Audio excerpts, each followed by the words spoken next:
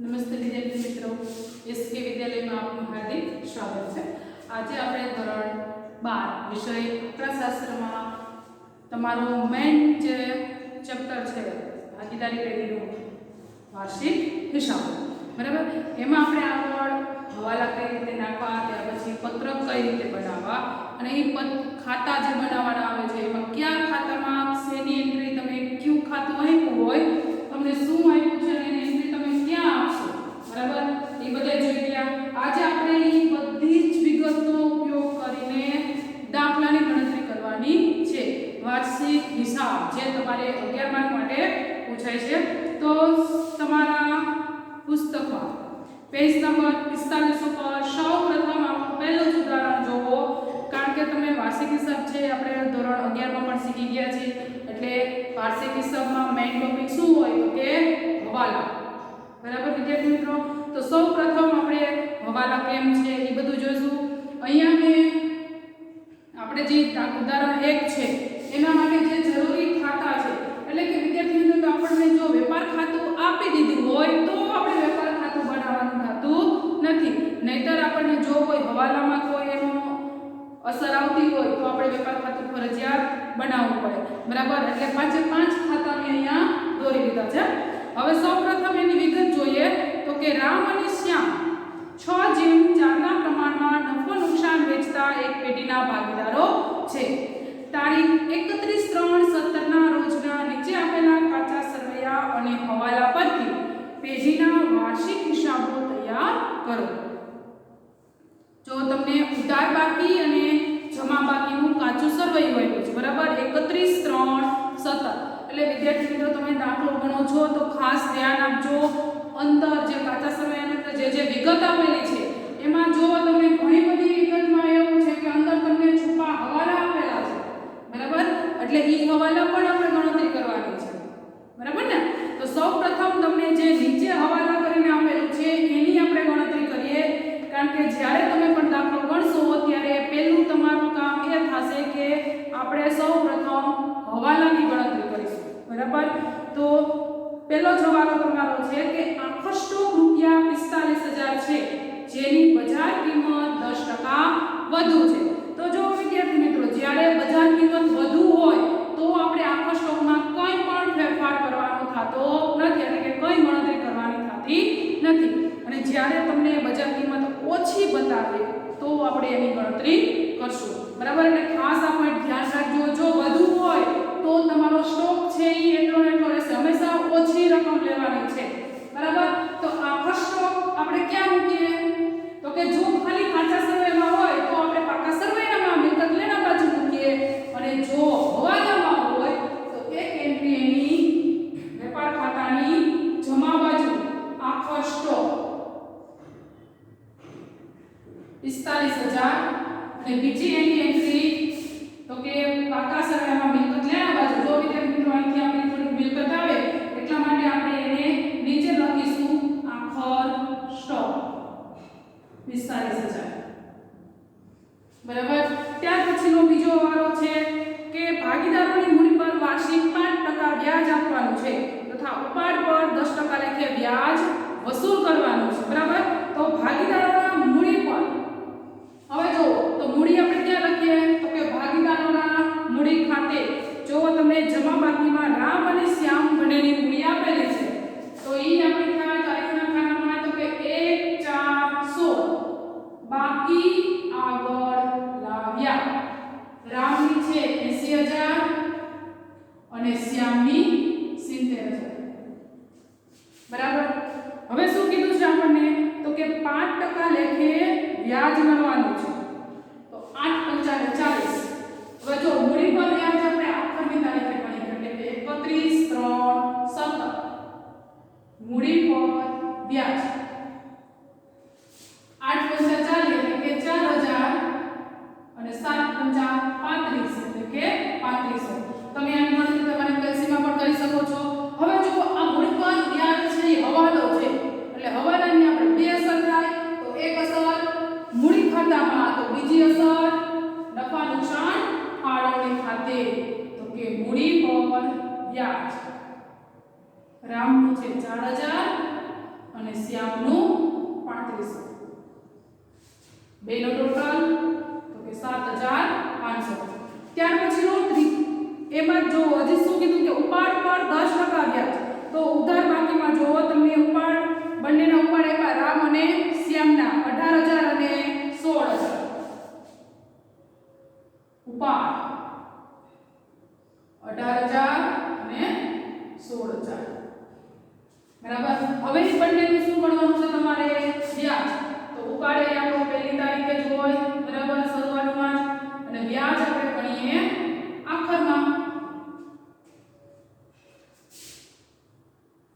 તો ઉપાડ પર વ્યાજ એની એક એન્ટ્રી આવે આપણે ભાગીદારોના મૂળક ખાતાની ઉધાર બાજુ અને બીજી એન્ટ્રી નફા નુકસાન ફાળવણી ખાતાની જમા બાજુ.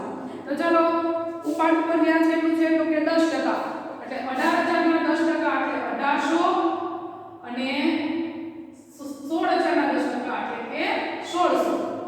ચલો ઉપાડ પર વ્યાજ. જો વિદ્યાર્થી મિત્રો આપણે અહીંયા થોડી જગ્યા છોડીએ છીએ, કારણ કે આપણે જ્યારે નફા નુકસાન ખાતાનો તમે ટોટલ વાંચો ત્યારે જે નફો કે ખોટ આવશે અહીંયા લખવા માટે આપણે ઉપર એક લીટી હંમેશા છૂટી ખુલ્લી રાખવી. બરાબર. હાલો ઉપાડ પર વ્યાજ તો કે રામ 1800 અને શ્યામનું 1600. બંનેનો કુલ ટોટલ 0043 એટલે કે 3400. ત્યાર પછી યંત્રો પર 10% અને ફર્નિચર પર 5% લેખે ઘસારો ગણો. હવે જો યંત્રો તમને કેટલા આપ્યા છે? તો કે 18250. પછી વિદ્યાર્થી મિત્રો એની નીચે જુઓ કે યંત્ર પર ઘસારો 1750 આપેલા છે. તો યંત્રો ક્યાં આવે? તો કે યંત્રો આપણા મિલકત લેણા બાજુ. યંત્રો છે 18250 અને પ્લસ એમાં જે તમને કાચા સરવૈયામાં ઘસારો આપ્યો છે એ પેલા શું કરવાનો? એમાં પ્લસ, કારણ કે ઈ વર્ષનો ઘસારો તો ઓલરેડી છે જ. બરાબર. એટલે જો ઈ તમે ઘસારો અહીંયા ન બતાવો તો પણ તમે અહીંયા સીધું એના 20000 લખી શકો. હાલો 20000. હવે માઈનસ ઘસારો તો તમારે 10% કોના કરવાના? તો કે સીધા 20000 ના. અને હવે જો તમને કાચા સરવૈયામાં યંત્ર પર ઘસારાની જે રકમ આપી છે એની એન્ટ્રી આપણે ક્યાંય આવશે નહીં. ચલો 2000. બહારની કોલમમાં 18000. હવે આ યંત્રનો ઘસારો ક્યાં લખાય? તો કે નફા નુકસાન ખાતાની ઉધાર બાજુ. ઘસારો યંત્રનો છે 2000. હવે જો હજી આપણે કોના ઉપર ઘસારો કરવાનો છે? તો કે ફર્નિચર પર 5% લેખે ઘસારો કરવાનો. ફર્નિચર. ચાલો જે આપણે ફર્નિચર કેટલું આપેલું છે? તો કે ફર્નિચર છે 8000. બરાબર. ફર્નિચર 8000. તો એને આપણે પાકા સરવાળામાં લખીએ. ફર્નિચર 8000 એમાંથી માઈનસ ઘસારો કેટલો કીધો? 5%. એટલે 8000 ના 5%, 8000 ને 40, 400. એટલે બહારની કોલમમાં થાય તમારું 7600. એટલે આ ઘસારાની બીજી એન્ટ્રી નફા નુકસાન ખાતે એટલે કે ફર્નિચર 400 એનો કુલ ટોટલ 2400 ભાઈ મૂકી દઈ. રેડી. હવે ત્યાર પછી તમારો ચોથો હવાલો કે દેવાદારો પર 5% દાખલા અનામતની જોગવાઈ કરો. તો સૌપ્રથમ આપણે કાચા સરવૈયામાં દેવાદારો ક્યાં છે? તો કે દેવાદારોની કિંમત 45000. આનો દેવાદારો 45000 માઈનસ દાખલા અનામત હવાલો. બરાબર. હવાલાની કેટલી ગણવાની છે? તો કે 5%. તો 45000 છે એના 5% કરો. એ આવશે તમારી દાખલા અનામત. એટલે 45000 ના 5% એટલે કે 2250. બરાબર. 45000 માંથી દાખલા અનામત જે આપણે હવાલાની છે શું કરશું? બાદ કરશો એટલે 42750. તો આ દાખલા અનામત છે. હવાલો હતો તો હવાલો હતો તો કે બે એન્ટ્રી હોય. તો બીજી એન્ટ્રી ક્યાં હોય? તો કે નફા નુકસાન ખાતાની ઉધાર બાજુ. તો આપણું એક કોષ્ટક છે તેના શું આવે? તો કે દાખલા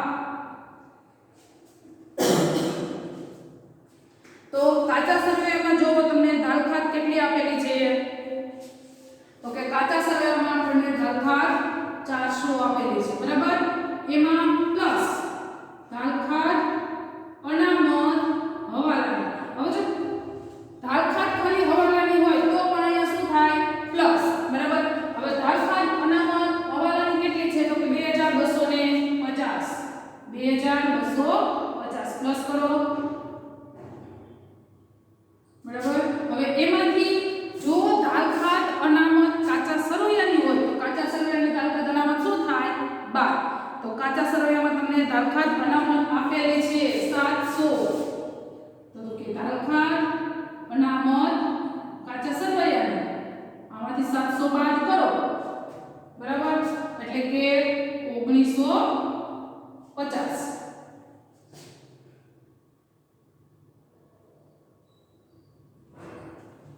બરાબર હવે ઈ થઈ ગયો આપણો ચોથો વાળો કમ્પ્લીટ ત્યાર પછી પાંચમો કે ચૂકવવાના બાકી ખર્ચા જો કયા કયા ખર્ચા છે તો કે પગાર પરચુરણ ખર્ચા અને ભાડું તો સૌપ્રથમ આપણે ચૂકવવાના બાકી ખર્ચા છે તો કે પગાર જો જે કાચા સરવૈયામાં તમને પગાર કેટલો આપેલો છે તો કે 15000 તો પગાર આપણે ક્યાં લખીએ તો કે નફા નુકસાન ખાતાની ઉધાર બાજુ તેથી પગાર તો કે 15000 એમાં પ્લસ જો ચૂકવવાનો બાકી હોય તો શું થાય તો કે પ્લસ ચૂકવવાનો બાકી પગાર 500 એટલે કુલ ટોટલ આપણો આવે 15500 તો આ ચૂકવવાનો બાકી પગાર છે એની બીજી એન્ટ્રી ક્યાં થાય તો એટલે ઈ આપણી જવાબદારી કહેવાય તો કે ચૂકવવાનો બાકી ખર્ચા જો આખું કોલમ બનાવીએ કારણ કે આપણે ત્રણ તમને રકમ આપેલી છે બરાબર 500 પેલો પગાર લખી નાખ્યા ત્યાર પછી બીજું શું ચૂકવવાનું બાકી તો કે પરચુરણ ખર્ચા જો પરચુરણ ખર્ચા આપણને કાચા સરવૈયામાં આપ્યા છે 1500 પરચુરણ ખર્ચા 1500 પ્લસ ચૂકવવાના બાકી ખર્ચા જે પરચુરણ ખર્ચા હતા એ ચૂકવવાના બાકી કેટલા આપ્યા છે આપણને તો કે 150 એટલે 12 ની કોલમમાં 1650 અને બીજી એની એન્ટ્રી તો કે પરચુરણ ખર્ચા 150 પાકા સરવૈયા પૂરી દેવા બાજુ ત્યાર પછી ભાડું તો કે જો તમને ભાડું કેટલું આપ્યું છે તો કે ભાડું અને વેરા જે 5000 છે બરાબર તો ભાડું અને વેરા ક્યાં આવે તો કે નફા નુકસાન ખાતાની ઉધાર બાજુ ભાડું વેરા જે 5000 છે એમાં પ્લસ ચૂકવવાનું બાકી બરાબર ચૂકવવાનું બાકી હોય તો પ્લસ થાય અગાઉથી ચૂકવી દીધું હોય તો માઈનસ થાય તો ચૂકવવાનું બાકી કેટલું છે તો કે 150 એમાં પ્લસ કરો એટલે 5150 રેડી હવે 5150 અને બીજી એની એન્ટ્રી તો કે ચૂકવવાના બાકી ભાડું 150 હવે આનો જે કુલ ટોટલ થાય એ બારની કોલમમાં મૂકીએ તો કે 800 થઈ ગયો એ વાળો કમ્પ્લીટ હવે ત્યાર પછી કીધું છઠ્ઠો હોય કે ભાગીદારી કરારનામાની જોગવાઈ પ્રમાણે નુકસાન હોય તો પણ મૂડી પર વ્યાજ ગણવાનું છે એટલે આપણે તો મૂડી પર વ્યાજ ગણી દીધું અહીંયા આપણે આવા બધા કમ્પ્લીટ હવે તો કે કાચા સરવૈયામાં જે વિગત આપણે લખી લીધી છે તે સિવાયની વિગત જ લખવાની છે વિદ્યાર્થી મિત્રો ખાસ ધ્યાન રાખજો કારણ કે આપણે જે હવાલા નાખ્યા ત્યારે આપણે કાચા સરવૈયામાં જે વિગત આપેલી હતી એ લઈને પછી આપણે એના ઉપર હવાલા નાખ્યા બરાબર એટલે હવે જે બાકી છે એની જ આપણે એન્ટ્રી આપવાની છે અને એની એન્ટ્રી હંમેશા એક જ આવે જો છૂટો હવાલો હશે તો એની એન્ટ્રી બે થશે નહીતર એક જ આવશે જેને આપણે ગુપ્ત હવાલા કહીએ ચલો તો પહેલેથી લેતા જાય તો કે ઉપાડ આપણે લખી નાખ્યો દેવાદાર આવી ગયા હવે આવશે સ્ટોક જો સ્ટોકમાં જોવો કે 1416 એટલે કે 1416 એટલે આપણો થાય શરૂનો સ્ટોક જે આપણે લખીશું વેપાર ખાતામાં તો કે શરૂનો સ્ટોક કેટલો આપેલો છે 25000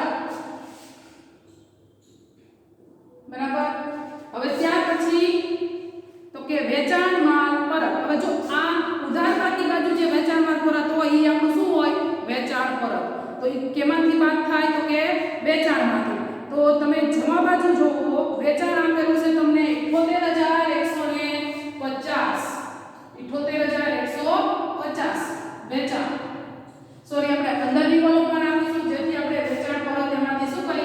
78,150 માઈનસ વેચાણ પરત. જો તમને કાચા સરવૈયામાં આપેલું છે વેચાણ પરત 1000 એટલે થશે 77,150.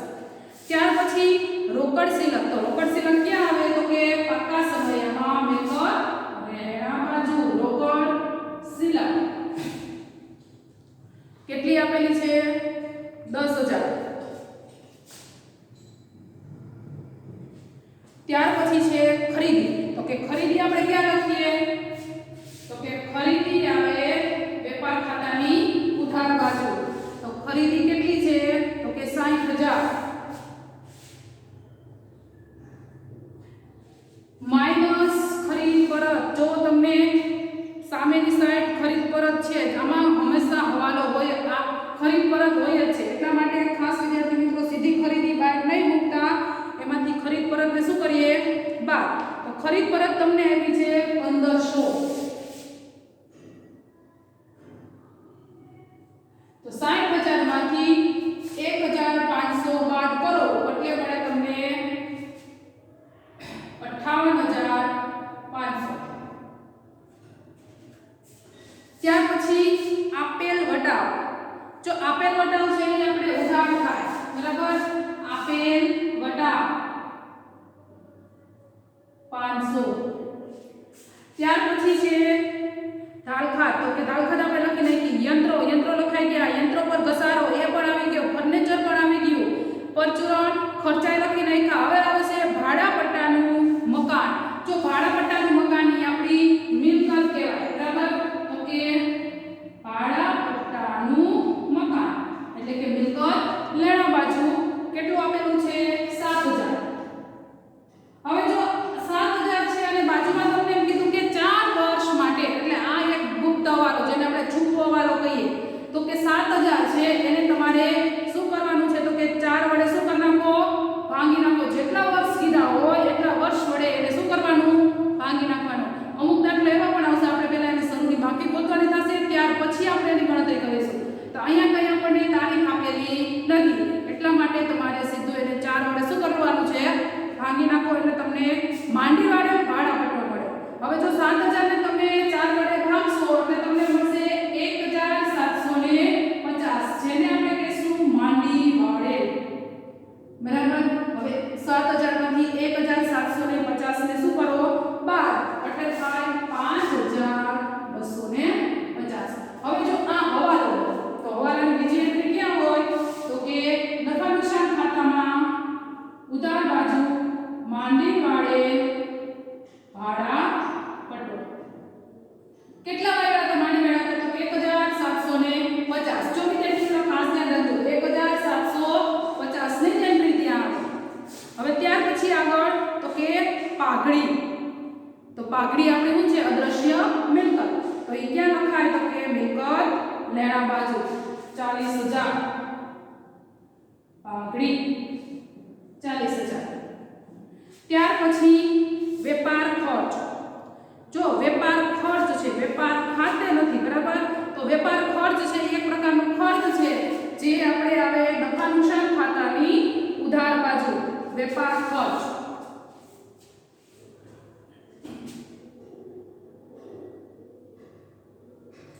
વેપાર ખર્ચ તમને આપેલું છે 1,250. હવે ત્યાર પછી તો કે ભાડું અને વેરા જે આપણે આવી ગયું. હવે છે આવક માલ ગાળા ભાડું. જો આવક માલ ગાળા ભાડું હોય તો વેપાર ખાતાની ઉધાર બાજુ, અને જો જાવક માલ ગાળા ભાડું હોય તો નફા નુકસાન ખાતાની ઉધાર બાજુ. તો આવક માલ ગાળા ભાડું છે જે આપણે વેપાર ખાતાની ઉધાર બાજુ લખીએ આવક માલ ગાળા ભાડું 400. ત્યાર પછી તો કે બેંક વ્યાજ. જો બેંક વ્યાજ છે એ આપણું શું કહેવાય ખર્ચ. તો બેંક વ્યાજ ક્યાં આવે તો કે નફા નુકસાન ખાતાની ઉધાર બાજુ. બેંક વ્યાજ તમને આપેલું છે 500.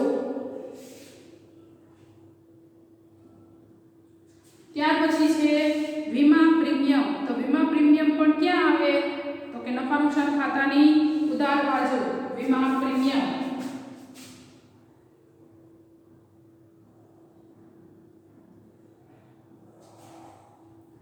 800. ત્યાર પછી પગાર જે આપણે લખી લીધો મજૂરી જો વિદ્યાર્થી મિત્રો ખાસ ધ્યાન રાખજો ખાલી મજૂરી હોય તો ક્યાં આવે તો કે વેપાર ખાતાની ઉધાર બાજુ 14000.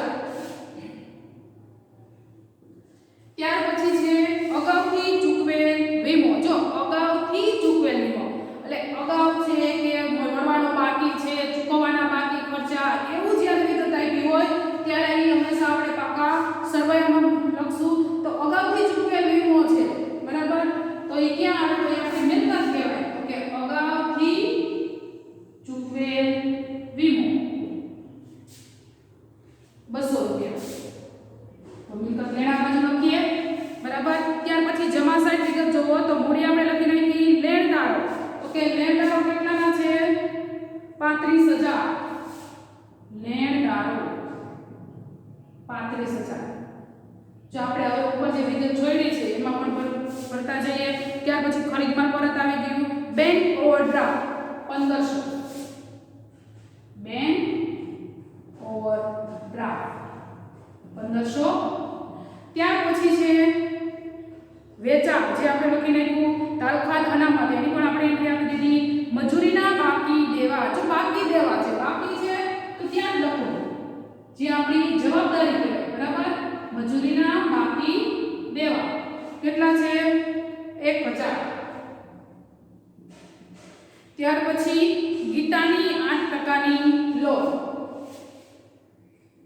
ગીતાની 8%ની લોન જો લોન છે ક્યાં આવે મૂડી દેવા બાજુ એની પાસેથી આપણે લીધી છે એટલે આપણી જવાબદારી છે અને એમ છતાંય જો એમાં એક છૂપો હવાલો છે કે 1/10/2016 બરાબર. ગીતાની લોન સૌપ્રથમ આપણે લખી નાખીએ. ત્યાર પછી લોનનું વ્યાજ બરાબર ને તો કે લોનનું વ્યાજ જે ચૂકવવાનું બાકી હતું બરાબર ને તો લખી શકો તમે ચૂકવવાનું બાકી લોન વ્યાજ ચૂકવવાનું બાકી લોન વ્યાજ જો એની ગણતરી કઈ રીતે કરવાની તો કે 1/10/16 અને આપણું વર્ષ ક્યારે પૂરું થાય 31/3/17 તો કેટલા માસનું થશે તો કે 10 11 12 1 2 અને 3 6 માસનું વ્યાજ કરવાનું છે બરાબર. એટલે કે 15000 ના 8% લેખે તમારે 6 માસનું વ્યાજ કેટલું થશે 15% બરાબર. 15000 નું 8% અને 6 માસનું વ્યાજ તમારે આવે 600. તમે ગણતરી કરશો એટલે તમને વ્યાજ મળશે 600. તો આની બીજી એન્ટ્રી ક્યાં આવે તો કે આપણે નફા નુકસાન ખાતાની ઉધાર બાજુ ચૂકવવાનું બાકી વ્યાજ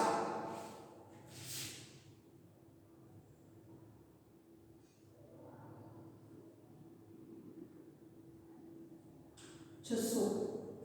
હવે ત્યાર પછી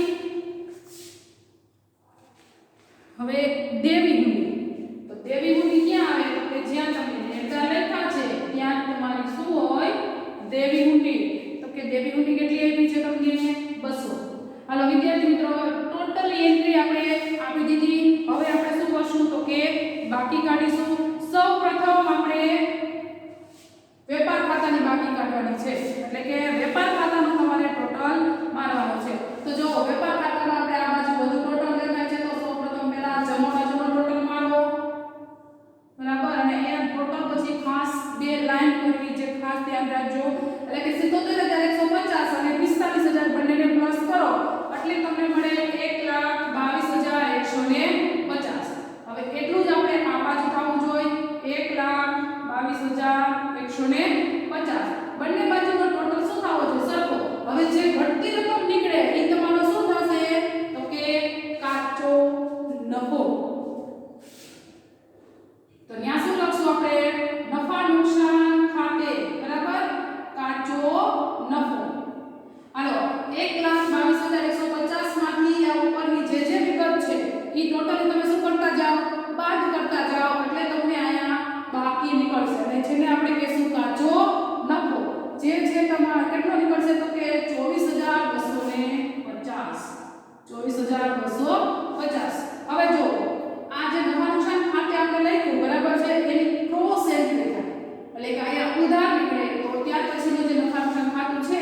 એમાં આપણે ક્યાં લખવાનું જમા બાજુ અને અહીંયા શું લખવાનું તો કે વેપાર ખાતે કાચો નફો. જો વિદ્યાર્થી મિત્રો ખાસ શબ્દો યાદ રાખજો. કેટલા છે તો કે 24250 લખાઈ ગયું. ત્યાર પછી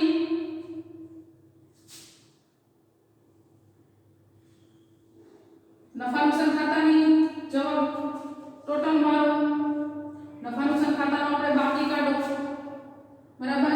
તો અહીંયા છે આપણે 24250. તો આમાં આપણે ઉધાર બાજુનો ટોટલ વધે છે. તો ખાસ ધ્યાન રાખજો જે બાજુનો ટોટલ વધતો હોય બરાબર બંને સાઈડના ટોટલ ચેક કરી લેવાના. જે સાઈડ વધુ હોય બરાબર એની વિરુદ્ધની સાઈડ તમારે શું થાય બાકી નીકળે. તો અહીંયા ઉધાર બાજુ આપણે 32050 આવે છે 32050. તો એટલો જ ટોટલ આપણે જમા સાઈડ કરવું પડે 32050.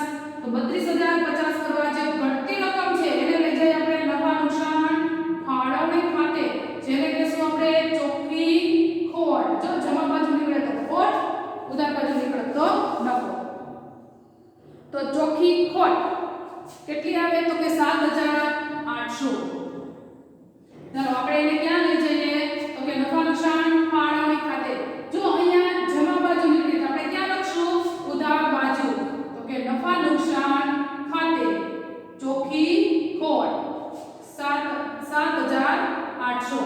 હાલો હવે અહીંયા આની બાકી કાઢો જેથી આપણને વેચણી પાત્ર નફો મળશે બરાબર. વેચણી પાત્ર નફો એટલે કે અહીંયા શું મળશે તો આપણને વેચણી પાત્ર ખોટ મળશે.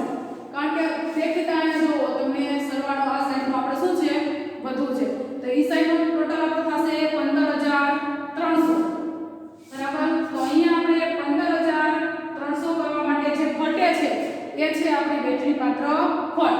એટલે કે વેચણી પાત્ર ખોટ આવશે તમારી 11900. 15300 માંથી 3400 બાદ કરો એટલે થાય 11900.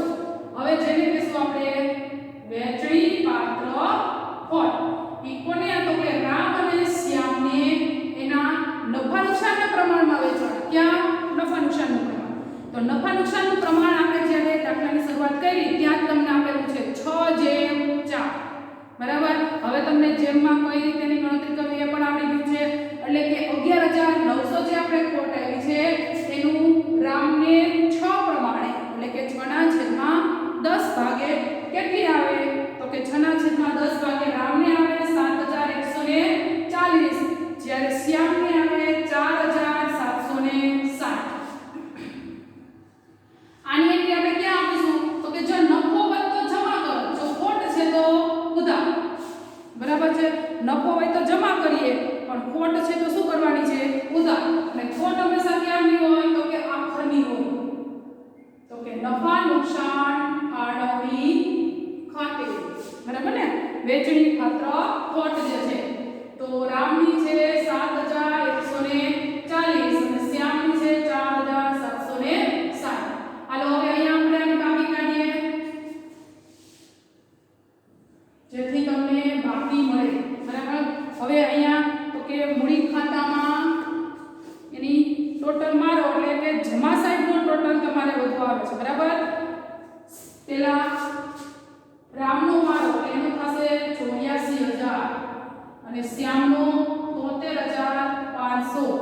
અહીંયા લખી નાખીએ એનો 73500 અને આનો 84000. હવે બંનેની શું કરવાની છે તમારે બાકી કાઢવાની છે અને ઈ આખરની બાકીઓ જેને આપણે કહીશું બાકી આગળ લઈ ગયા બરાબર. બાકી આગળ લઈ ગયા એટલે એનો તમે ડિફરન્સ કાઢશો એટલે 57060. રામની આવશે 57060 અને શ્યામની આવશે 51140. જો આ બધી ગણતરી તમારે કેલ્સીમાં કરવાની છે બરાબર. હવે આ જે બાકી છે એને આપણે મૂડી ભાગ દર્શાવીશું. મૂડી આપણા પાકા સમયમાં મૂડી દેવા બાજુ મૂડી રામ તો કે કેટલી નીકળી હતી એની બાકી તો કે 57060 જ્યારે શ્યામની તો કે 51140. આ બંનેનો ટોટલ છે એ આપણે બાજુ કોલમમાં મૂકી દઈએ એટલે કે 1,08,200 બરાબર. હવે તમારે પાકા સરવાળાના ટોટલ મારવાના છે જેને આપણે કહીશું કુલ સરવાળો બરાબર. અહીંયા લખ નાખીએ કુલ સરવાળો. જો ખાસ વિદ્યાર્થી મિત્રો જો તમારો દાખલો કમ્પ્લીટલી સાચો હશે તો આ બંને સાઈડના ટોટલ છે તમને મળી જશે. એટલે કે પેલા જમણ સાઈડ એટલે કે વિગત લેણા બાજુ કરો તો કે 1,68,800 અને આટલો જ ટોટલ તમને મૂડી દેવા બાજુ મળે 1,68,800 બરાબર વિદ્યાર્થી મિત્રો. તો આ રીતે તમારે ખાસ વ્યવસ્થિત આપણે ગણતરી કરીશું.